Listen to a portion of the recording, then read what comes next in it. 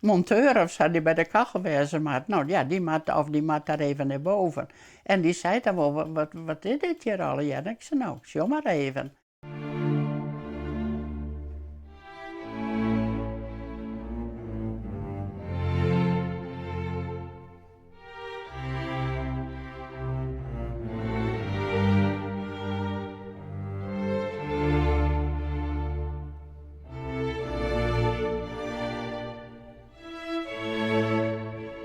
Het atelier is toen omgebouwd van mijn weefgetouwen die ik heb.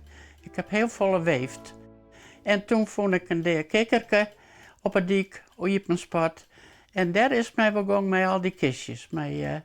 Die kikker, dat begrutte mezelf van dat beest, dat het daar op mijn spot op het dik lag. Dus die heb ik weer onwanaaid.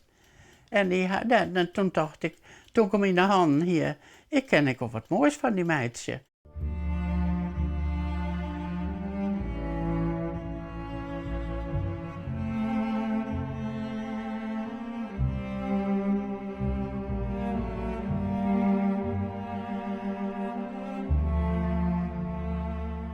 Toen heb ik kistjes opscharrelen bij de kringloopwinkel. Met glas ervoor, hè, dat je daar iets in kennen. Nou, en dan heb ik kleintjes betocht. En bij een wat wandelen. En zo is het begonnen eigenlijk. En toen, ja, van die kwam te horen. Toen is een moeske van de kat. En een rotsje van de hoon. En, nou, en toen dacht ik, goh, dit is eigenlijk best leuk om te doen. Dan maak ik even in de kast om pick-upjes. Ben je jou hier al in? Nou, mijn man is overleden, dus nu ben ik hier alleenig. Met al mijn derde beestjes. Ben je jou nog altijd aan het werken in het atelier?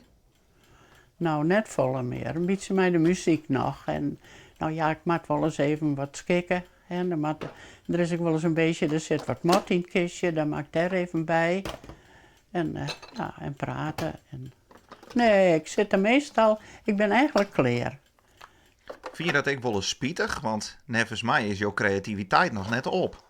Nee, maar ja, ik ben net zo mobiel meer. Dat is het lastige. Hè? Ik mag me altijd met één hand beet houden. Nou, en die andere hand, ja, daar is maar één hand ter beschikking. En nee, en ik denk, kleer, hou maar op nou, zak en vol. En daar ken ik net vol meer bij. Hij me wel jongen.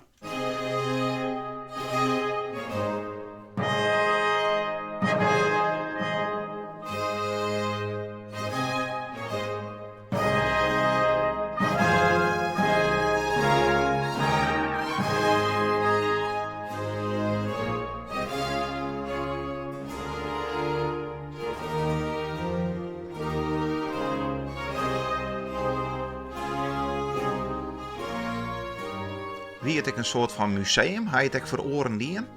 Nee, toch speciaal voor mezelf. Maar er is wel eens iemand die zegt, oh wat leuk, of wat mooi, of wat bijzonder. Maar dan ben ik wel, die zegt, gaat wat eng. Gaat wat stonken die net, die beestjes. Nou, ik zeg, roep je wat aan? Nee, nou, ik zeg, het stonkt toch net? Nou, en dan was ik wel eens weten hoe dat komt dat ze net stonken. Ja, omdat ik prepareer ze, hè. Ik hel ze leeg, helemaal. En dan komen ze 3 of 4 dagen. Het hing het van beestjauw in de spiritus.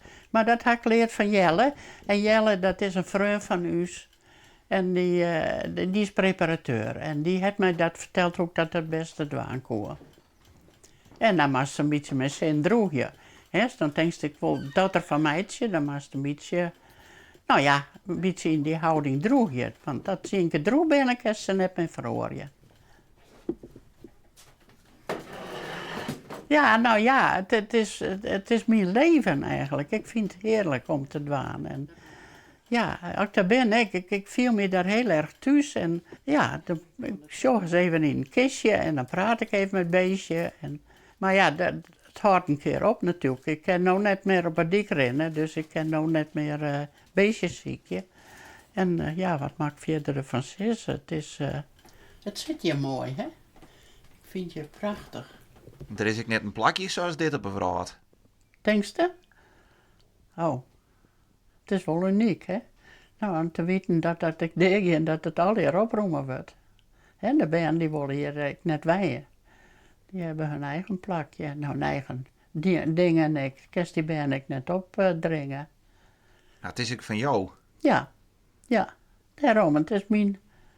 Ja, en nou, misschien is het een hele mooie herinnering, die film die je meidje. Hè, voor later, voor de banden. Sam Beppe hier en wij. Een typisch meisje, zullen we wel denken.